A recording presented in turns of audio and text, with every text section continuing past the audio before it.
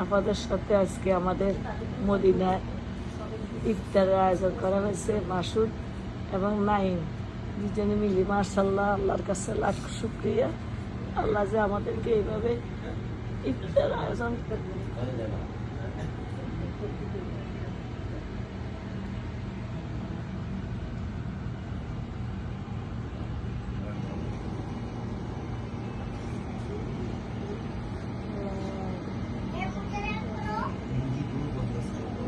আলহামদুলিল্লাহর কাছে শুকরিয়া।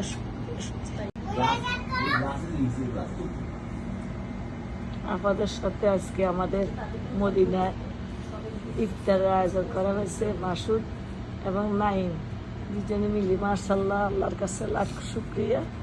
আল্লাহ যে আমাদেরকে এইভাবে ইফতার আয়োজন করে।